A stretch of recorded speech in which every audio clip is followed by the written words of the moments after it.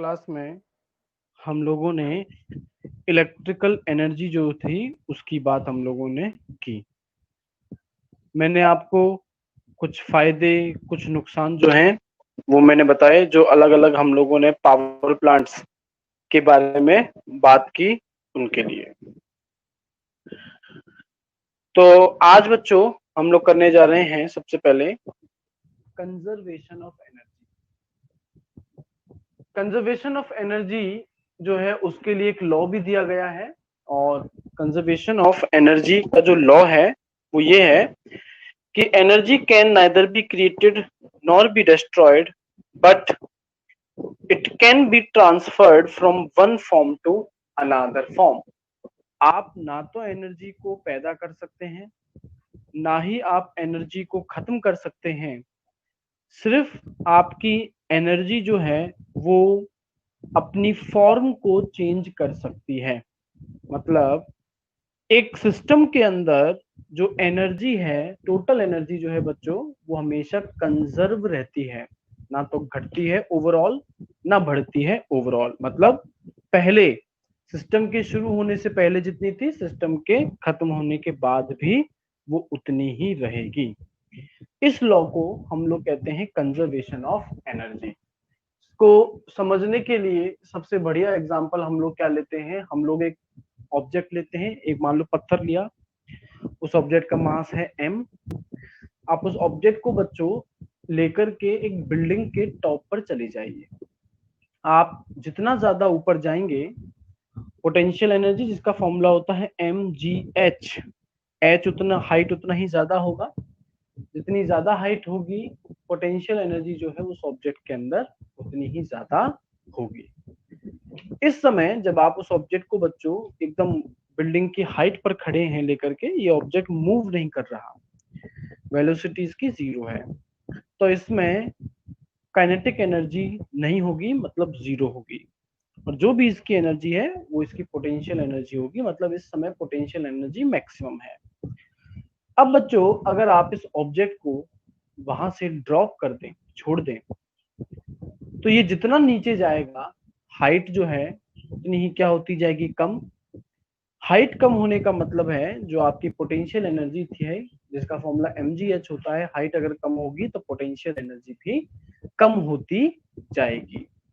पर ऑब्जेक्ट की बच्चों वेलोसिटी जो है वो उतनी ही ज्यादा बढ़ती जाएगी, और जितनी ज्यादा वेलोसिटी बढ़ेगी, हमें पता है काइनेटिक एनर्जी के फॉर्मूला में आता है हाफ mv²।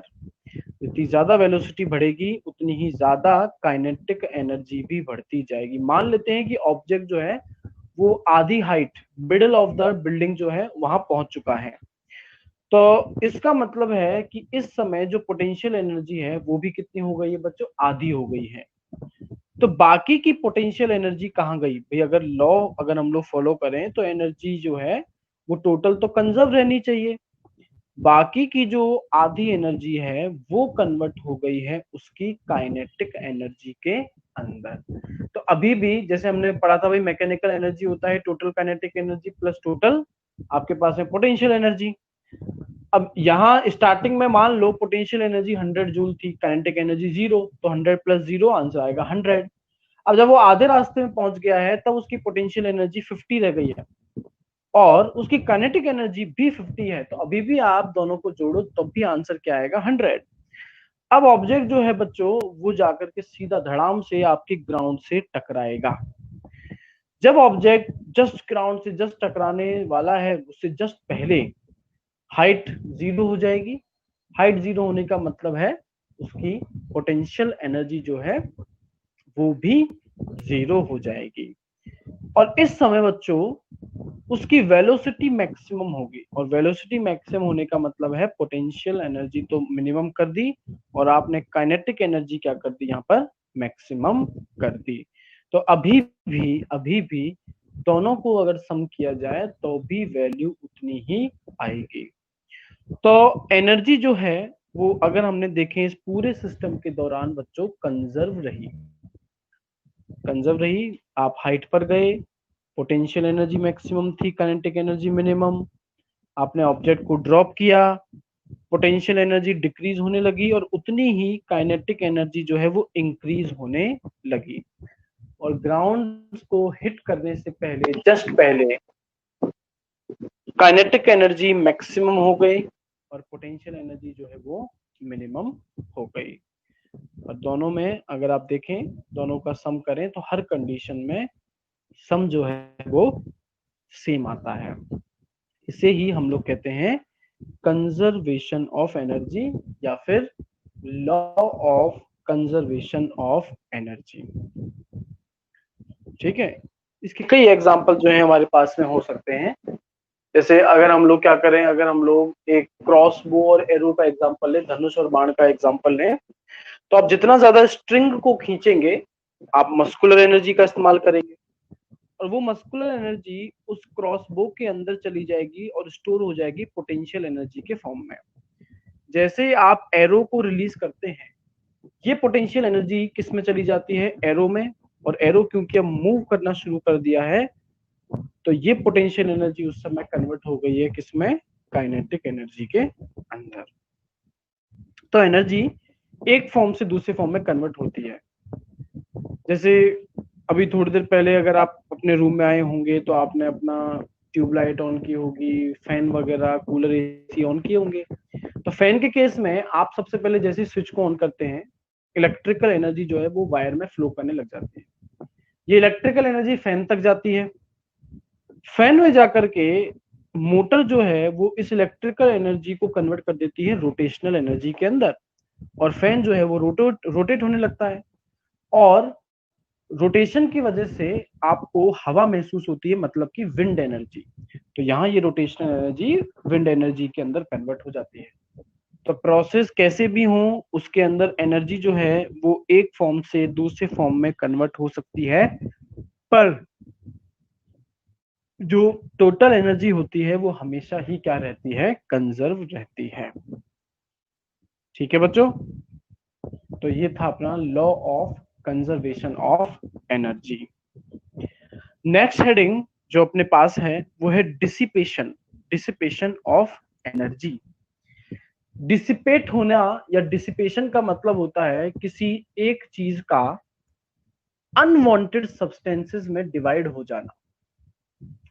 तो एक तरह से डिसिपेशन ऑफ एनर्जी का मतलब होता है कि conversion of useful energy into some other non useful energy.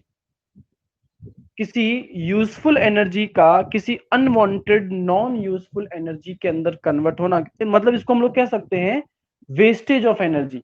Energy का वेस्ट होना ही क्या कहलाता है, डिसिपेशन ऑफ एनर्जी। अब एनर्जी कैसे, किस तरीके से, किस फॉर्म में वेस्ट होती है, अगर हम लोग उसकी बात करें तो सबसे जो कॉमन फॉर्म है बच्चों वो है हीट एनर्जी। जैसे आप कुछ भी करो, इवन अभी अगर हम लोग अपना मोबाइल यूज कर रहे हैं, आप अपने मोबाइल को टच करोगे तो आपको फील होगा कि मोबाइल आपका गर्म हो गया है, या आप मोबाइल को चार्ज करो तब भी आपको मोबाइल आपका गर्म नजर आएगा, या इवन जो फैन चल रहा है अगर आप उसको भी टच करने की कोशिश करें तो वो फैन जो है उसमें भी बच्चों हीट जो है वो जनरेट हुई होगी। तो इवन जो आपकी कार वगैरह जब चलती है वो क्या करती है, वो फ्यूल को इस्तेमाल करके एनर्जी प्रोड्यूस करती है और मूव करता है आपका व्हीकल। पर जितना आप अपने व्हीकल को बच्चों चलाएंगे आप देखेंगे व्हीकल उतना ही ज्यादा गर्म हो जाता है। तो इसका मतलब ये हुआ कि आपने मान लो फ्यूल डाला था ये सोच के कि 100 जूल की एनर्जी कंज्यूम होगी, मतलब 100 जूल की एनर्जी जो है वो आप इस्तेमाल कर लेंगे पूरी तरीके से, पर आपने देखा कि उस 100 जूल में से सिर्फ 90 जूल की एनर्जी आप कंज्यूम कर पाए, क्योंकि 10 जूल की एनर्जी जो है वो हीट के फॉर्म में रिलीज हो गई। अब आपका व्हीकल गर्म हो जाए तो उस हीट का आप क्या करेंगे, ऐसा थोड़ी ना है कि आप उस गर्म व्हीकल के ऊपर पूड़ियां तल देंगे, ऐसा तो होगा नहीं। तो वो हीट एनर्जी जो बनी है बच्चों वो आपके किसी भी काम की नहीं है। इसे हम लोग कहते हैं डिसिपेशन ऑफ एनर्जी। तो ये बहुत कॉमन एग्जांपल है और सबसे ज्यादा कॉमनली जो जिस फॉर्म में एनर्जी वेस्ट होती है बच्चों वो हीट ही है। बड़ी बड़ी मशीनें होती हैं उनमें हजारों वोल्ट का करंट दौड़ता है या फिर डीजल वगैरह पर चलती हैं, वो भी मशीन बहुत ज्यादा गर्म हो जाती हैं कुछ समय, कुछ यूज लेने के बाद में, क्योंकि बहुत ज्यादा अमाउंट में हीट एनर्जी जो है वो आपको मिल रही है, पर उस एनर्जी का कोई काम या यूज आपके लिए नहीं है। दूसरी जो फॉर्म है बच्चों एनर्जी की, वो है लाइट एनर्जी। ये स्पेशली हम लोग देखेंगे कि जब आप फ्यूल का कंबशन करते हो, इवन आप देखें कि आपने क्या किया, आपको मान लो कि आपको खाना बनाना है, तो आपने गैस सिलेंडर की हेल्प से जो भी सीएनजी आपके घर तक आ रही है, आपने उसको जलाया बर्नर पर, और आप बर्नर पर देखेंगे कि आपको फ्लेम नजर आएगी।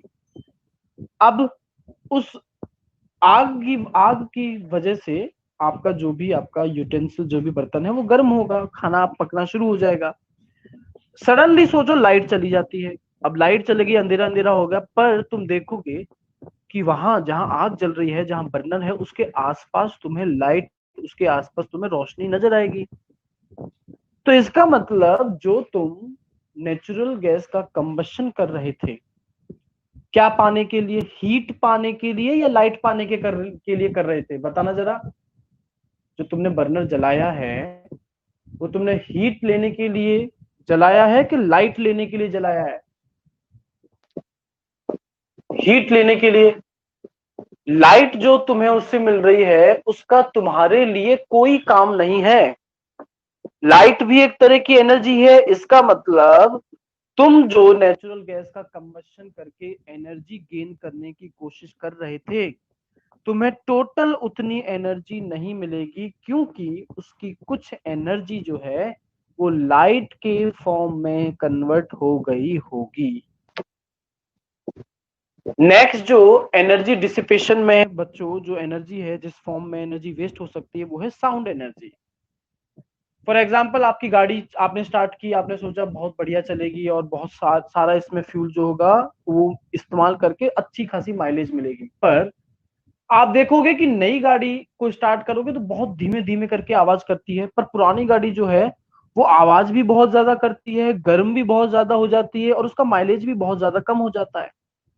वो जो आवाज कर रही है गाड़ी, वो बहुत अच्छी आवाज थोड़ी ना हमें लगती है कि भाई चलो आज मूड ऑफ है, कुछ गाने वाने सुने जाए, चलो गाड़ी स्टार्ट करते हैं, ट्रैक्टर चालू करते हैं, इसकी आवाज जो है वो बहुत तेज है। ऐसा तो हम लोग नहीं करते ना, क्योंकि कोई उस साउंड का जो वो जो प्रोड्यूस हो रहा है उसका कोई यूज नहीं है हमारे लिए, पर फिर भी साउंड एक टाइप की एनर्जी तो है। तो आपकी साउंड एनर्जी के फॉर्म में कई बार एनर्जी वेस्ट हो जाती है, कई बार टकराने से, कई बार फ्रिक्शन की वजह से जो सिस्टम के जो पार्टिकल्स हैं वो वाइब्रेट करने लग जाते हैं। और जैसा कि आपने 9th क्लास में पढ़ाई है, any vibrating object can produce sound. कोई भी वाइब्रेटिंग ऑब्जेक्ट जो है वो साउंड एनर्जी को प्रोड्यूस करना शुरू कर देता है, पर जैसा मैंने बताया उस साउंड एनर्जी का कोई भी इस्तेमाल हमारे लिए नहीं है।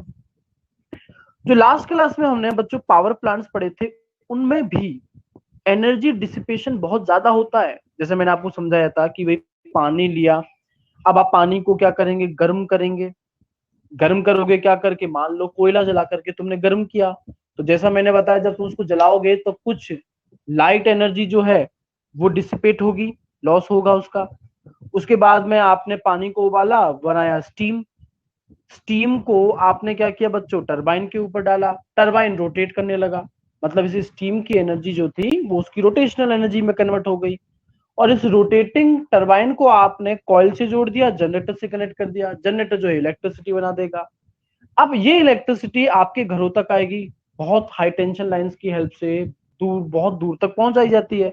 पर जैसा बच्चों आपने इलेक्ट्रिक करंट में पढ़ा है कि हर कंडक्टर के अंदर प्रॉपर्टी होती है रेजिस्टेंस की, तो रेजिस्टेंस जो है वो अपोज करता है, तो इलेक्ट्रिकल एनर्जी जो पैदा हुई है उसे ट्रांसफर जब आप करेंगे तब एनर्जी वेस्ट होगी। और जैसा आपने जूल्स लॉ ऑफ हीटिंग पढ़ा है, जितना ज्यादा रेजिस्टेंस होगा, हीट प्रोड्यूस या हीट लॉस जो है बच्चों वो भी उतना ही ज्यादा होगी।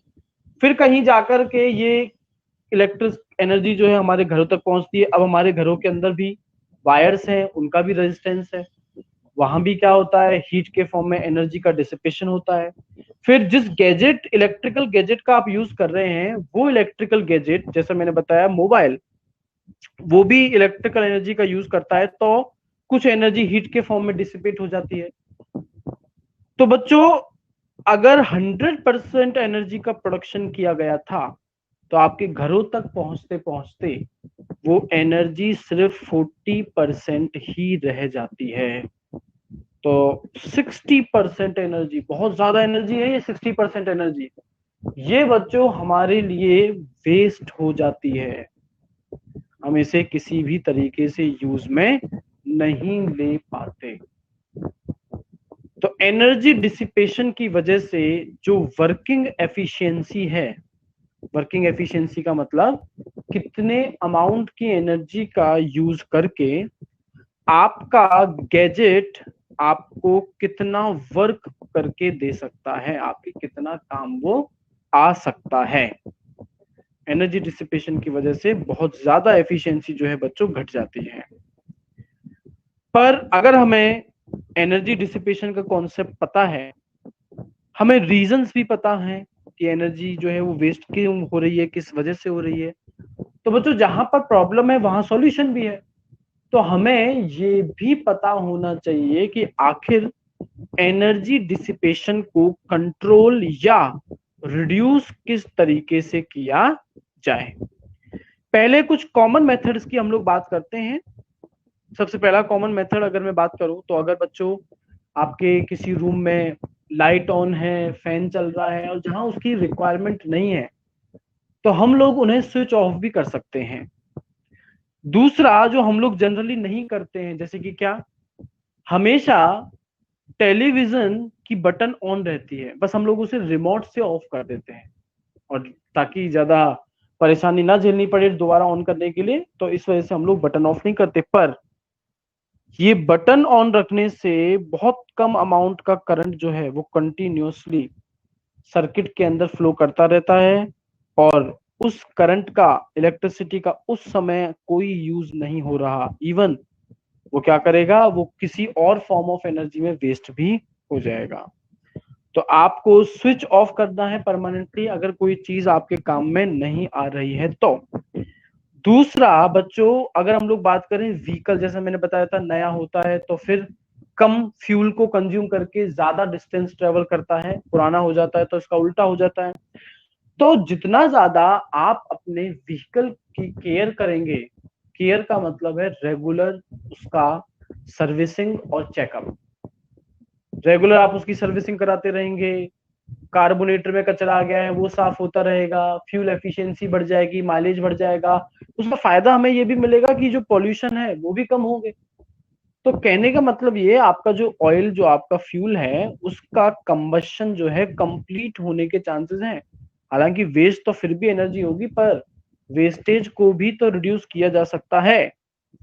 इसके अलावा बच्चों, आजकल जो इलेक्ट्रिकल इक्विपमेंट्स आते हैं, आपने देखा हो उन पर जनरली एक रेटिंग स्टार्स बने होते हैं, 5 स्टार्स तक।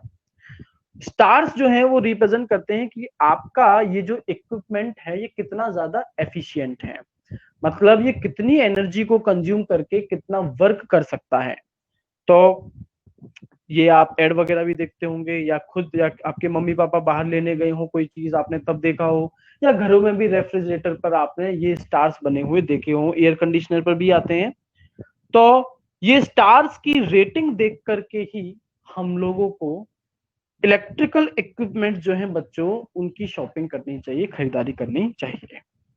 इसके अलावा डेली लाइफ में अगर हम लोग देखें तो बच्चों, पहले क्या होता था, पहले बल्ब आया करता था, इसके अंदर फिलामेंट आता था, पीले कलर की रोशनी देता था, वो रोशनी भी इतनी ज्यादा नहीं होती थी, ऊपर से वो बहुत ज्यादा बिजली जो है, इलेक्ट्रिसिटी उसे कंज्यूम करता था। पर आजकल बच्चों एलईडी आ गए हैं, आजकल सीएफएल जो है, ऐसी लाइट्स आ गई हैं जो कि बिजली तो कम खाती है, मतलब कंजम्पशन जो है इलेक्ट्रिसिटी का वो तो कम हो गया, और जो लाइट जो है बच्चों, और जो लाइफ है, लाइट और लाइफ, रोशनी देना और उनकी जो लाइफ है वो ज्यादा होती है। जैसे कि आपको आपकी बुक में मिल जाना चाहिए कि एवरेज अगर हम लोग निकालें तो एक लैंप 1200 आवर्स ही ग्लो कर सकता है, जबकि CFL की जो एवरेज लाइफ है बच्चों वो है 8000 आवर्स, 8000 आवर्स। वहीं LED की 50,000 आवर्स जो है बच्चों वो लाइफ होती है। जबकि जो नॉर्मल अपने पास में बात करें 60 वॉट बल्ब की,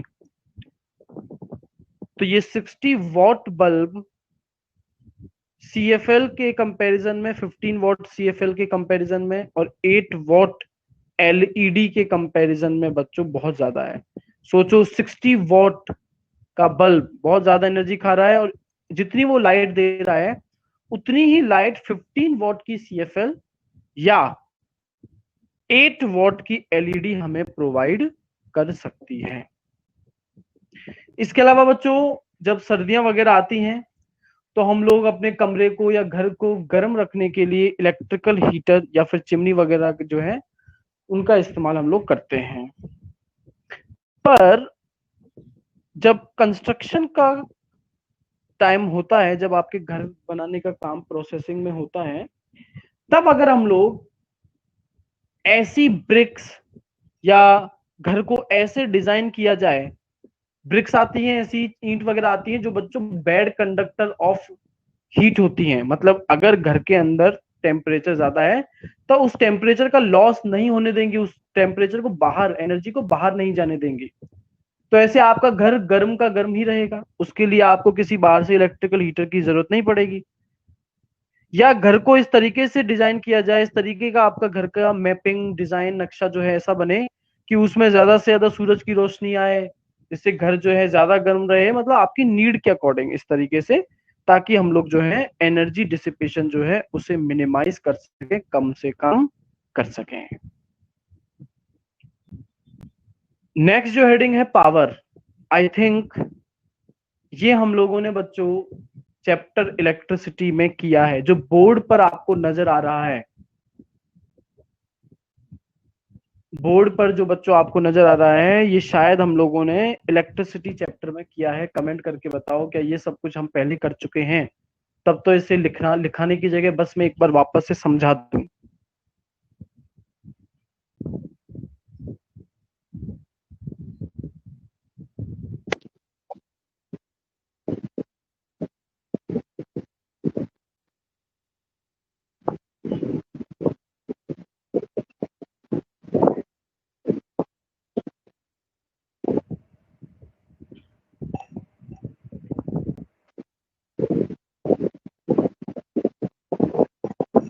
तो बच्चों किशन और लक्ष्यराज का तो कहना है यस सर, ये हम लोग पहले कर चुके हैं।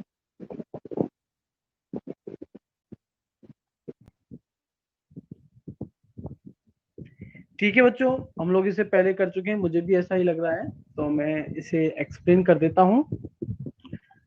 पावर, वैसे पावर जो है वो कहते हैं हम लोग रेट ऑफ डूइंग वर्क, कोई किस रफ्तार से किसी काम को कर सकता है ये बताती है उसकी पावर। तो पावर का जो फॉर्मूला है वो बन जाएगा work done upon time, work done upon time. झील, अगर बेटा हम लोग ये सारे टॉपिक पहले कर चुके हैं तो ये आपको नोट डाउन नहीं करना है पावर वाला topic. Work done upon time, यहां अगर हम लोग इस पावर की यूनिट निकालें तो बच्चों वर्क की यूनिट जूल और टाइम की यूनिट है सेकंड, तो आपकी पावर की यूनिट आएगी जूल पर सेकंड। वर्क का एक फॉर्मूला था फोर्स मल्टीप्लाई बाय डिस्प्लेसमेंट, तो अगर मैं यहां पावर के फॉर्मूला में वर्क का फॉर्मूला रखूं तो ये आएगा power equal to force into displacement upon time. और बच्चों डिस्प्लेसमेंट अपॉन टाइम क्या होता है? वेलोसिटी। तो power equal to F into V, और फोर्स जिसका फॉर्मूला होता है M A, F equal to मा, तो यहां पावर का फॉर्मूला आएगा एम ए वी। ये जो 1 जूल जूल पर सेकंड जो बच्चों यूनिट आई है पावर की, इसी को बोलते हैं watt, WATT watt. 1 joule upon 1 second equal to 1 watt. इसका मतलब है अगर आपसे बोला जाए कि 1 वॉट ऑफ पावर को डिफाइन कीजिए, तो 1 वॉट ऑफ पावर किसी भी ऑब्जेक्ट की वो पावर है जो चाहिए 1 जूल एक जूल का काम करने के लिए कितने सेकंड्स में? 1 सेकंड्स के अंदर, 1 सेकंड के अंदर। कोई इंसान किसी काम को 1 मिनट में करता है, दूसरा इंसान उस काम को 2 मिनट में करता है, किस इंसान की पावर ज्यादा होगी? ए और बी। ए 1 मिनट के अंदर उस काम को कर रहा है और बी जो है उस काम को 2 मिनट में कर रहा है, तो किस इंसान की पावर ज्यादा होगी? ए की, बिल्कुल। मतलब पावर और जो टाइम है बच्चों, वो इनवर्सली प्रोपोर्शनल है। टाइम ज्यादा लग रहा है मतलब पावर कम, और अगर टाइम कम लग रहा है तो इसका मतलब पावर क्या है? ज्यादा है। इसके अलावा बच्चों, पावर की हायर यूनिट जो है वो है किलोवाट। जैसा कि आपको पता ही होगा, 1 किलोवाट के अंदर टोटल 1000 वॉट का पावर होता है। इसके अलावा जो आपके कार के इंजन वगैरह आते हैं बच्चों, उनकी पावर एचपी, हॉर्स पावर के फॉर्म में रिप्रेजेंट की जाती है। ये रिलेशन आपको याद रखना है। 1 HP, 1 हॉर्स पावर इक्वल होता है 746 वॉट के। इसके अलावा चैप्टर इलेक्ट्रिसिटी में हम लोग ये रिलेशन पढ़ चुके हैं। जो लास्ट में आप देख रहे होंगे, वर्क का फॉर्मूला होता है voltage potential difference multiply by charge. तो पावर के फॉर्मूला में अगर वर्क को आप रिप्लेस कर दें VQ से, तो P equal to VQ upon T, और Q अपॉन T कहा जाता है किसे? I का मतलब यहाँ क्या है? करंट। तो आपके पास में फॉर्मूला आ जाएगा P इक्वल टू VI। अगर बच्चों पावर का फॉर्मूला है W अपॉन T, तो W जिसकी यूनिट जूल है और एनर्जी उसकी भी यूनिट क्या होती है? जूल। तो मैं चाहूं तो मैं यहां वर्क को रिप्लेस कर सकता हूं किससे? एनर्जी से। तो P equal to E upon T formula बनेगा, और E का इलेक्ट्रिकल एनर्जी का फॉर्मूला आएगा बच्चों power multiply by time. Power multiply by time मतलब इस इलेक्ट्रिकल एनर्जी की अगर मैं यूनिट निकालूं तो पावर की यूनिट वॉट और टाइम की यूनिट सेकंड, वॉट सेकंड आएगा। पर जो एनर्जी हम लोग कंज्यूम करते हैं वो सेकंड्स में ना करके आवर्स में करते हैं, और जूल में ना करके हम लोग किस में करते हैं? किलो जूल में करते हैं, या फिर वॉट में करते, किलो वॉट में करते हैं। तो यहां से बच्चों एनर्जी की हायर यूनिट अगर हमें यूज में लेनी हो तो वो बन जाती है kilo watt hour. Kilo watt hour, ये हम लोग इलेक्ट्रिसिटी चैप्टर में भी कैलकुलेट कर चुके हैं। क्वेश्चन आता रहता है कि 1 किलोवाट आवर के अंदर कितने जूल की एनर्जी होती है। तो अगर मैं यहां इसे सॉल्व करूं तो किलोवाट मतलब 1000 वॉट, आर मतलब कितनी सेकंड? 60 इंटू 60, 1000 इंटू 60 मतलब 3.6 into 10 raise to the power 6 जूल। ये आंसर निकल करके आएगा। और बच्चों ये जो 1 किलोवाट आवर का एनर्जी कंजम्पशन है, इसे ही हम लोग कहते हैं 1 यूनिट। जो बिजली का बिल आता है उसमें यूनिट लिखी होती है ना, कि भाई इस लास्ट मंथ आपने 100 यूनिट जो है एनर्जी कंज्यूम की। तो इसका मतलब ये है कि आपने टोटल 50 किलोवाट आवर की एनर्जी कंज्यूम कर ली है। फिर आपको प्राइस पता होता है कि भाई 1 यूनिट का प्राइस मान लो 10 रुपया है, तो आपने जो 100 जूल की एनर्जी का इस्तेमाल किया तो मतलब आपका प्राइस कितना हो गया? 1000 रुपीज हो गया। उस महीने का बिल आपका 1000 रुपए जो है वो आ गया। ये सारी बातें हम लोग चैप्टर इलेक्ट्रिसिटी में बच्चों कर चुके हैं। वहां हम लोग ये सब सारी चीजें कर चुके हैं डिस्कस पहले से।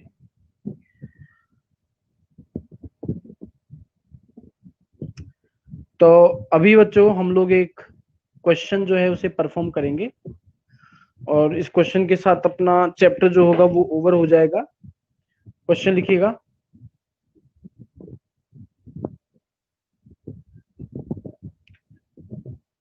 A horse, a horse pulls, a horse pulls, P-U-S-S, pulls a cart, C-A-R-T, a cart with a constant speed of, with a constant speed of 7.2 kilometer per hour, 7.2 kilometer per hour, with the help of a rope with the help of a rope tied, T-I-E-D, tied to the cart, tied to the cart, making an angle of 60 degree, making an angle of 60 degree with the horizontal, with the horizontal for 1 minute, for 1 minute, full stop. Calculate the work done by the horse and its power, work done by the horse and its power. करो बच्चों question को। Speed kilometre per hour में है, इसको metre पर second में convert करना पड़ेगा।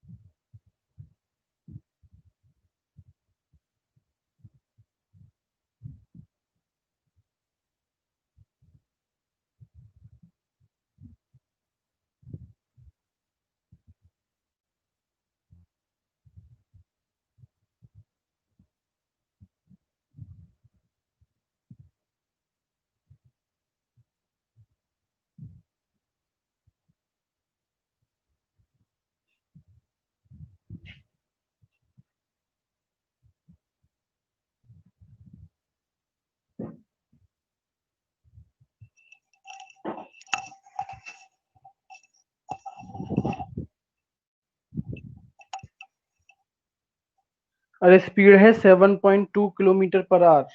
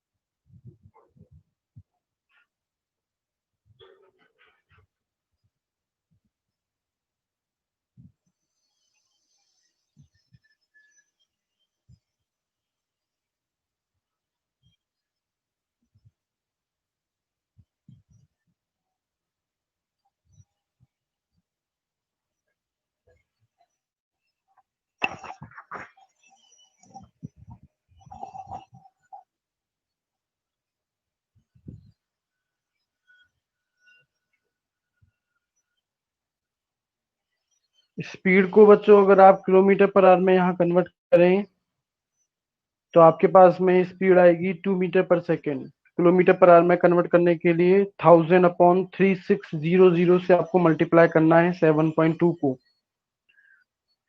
और अगर स्पीड आपने मीटर पर सेकंड के अंदर कन्वर्ट कर दी है, तो टाइम जो 1 मिनट है उसे भी आप सेकंड में कन्वर्ट कर लेंगे, तो 1 मिनट का मतलब टाइम हो जाएगा बच्चों 60 सेकेंड्स। अगर वर्क डन हमसे पूछा जा रहा है तो वर्क डन का फॉर्मूला सीधा सीधा एफ एस कॉस थीटा आपको ये लगाना है। अच्छा, क्वेश्चन में गड़बड़ ये है कि क्वेश्चन में जो मेरे पास क्वेश्चन है बच्चों उसमें फोर्स नहीं दे रखा था, पर क्वेश्चन में फोर्स देना चाहिए। फोर्स नोट कर लीजिए, सॉरी बच्चों, फोर्स नोट कर लो। If the force if the force applied by horse is 30 Newton,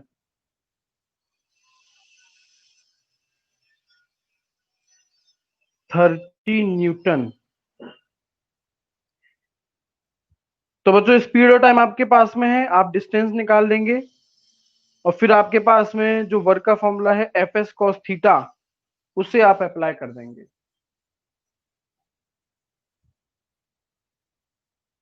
force है 30 न्यूटन। पहले डिस्टेंस आप निकालो, कितना आ रहा है?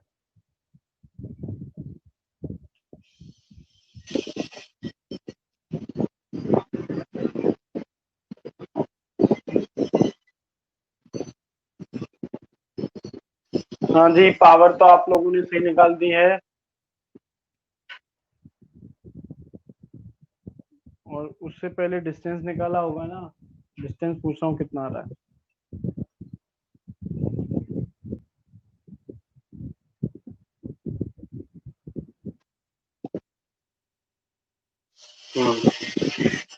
तो यहाँ बच्चों डिस्टेंस आपका आएगा 120 मीटर, और पावर जो है वो आपके पास में आएगा 30 वॉट।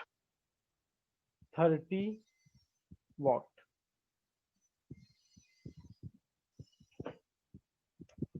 तो बच्चों ये अपना चैप्टर जो है ओवर हो गया। नेक्स्ट क्लास में, नई क्लास में हम लोग नया चैप्टर जो है उसे स्टार्ट करेंगे। चलिए, थैंक यू।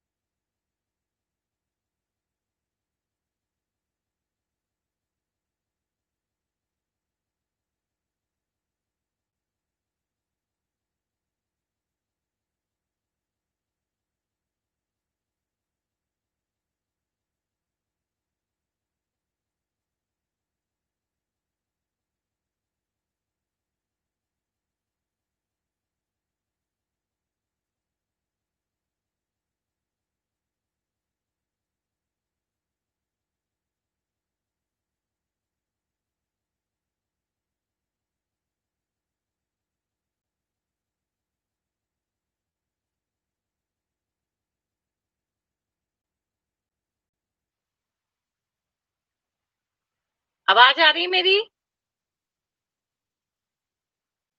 हेलो।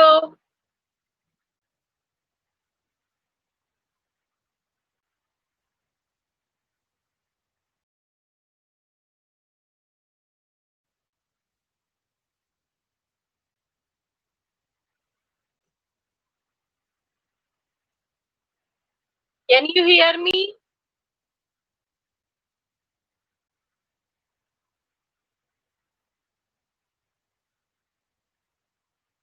आवाज सुनाई दे रही है आपको?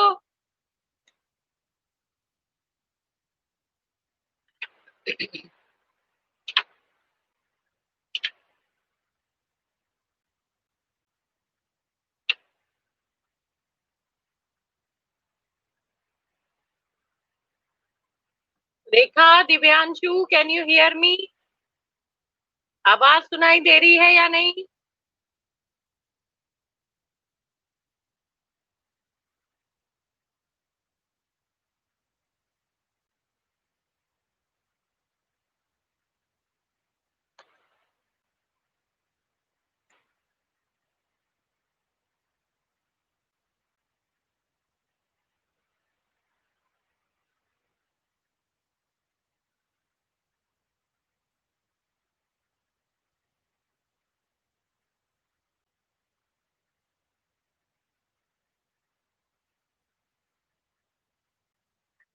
Okay then, open your book, page number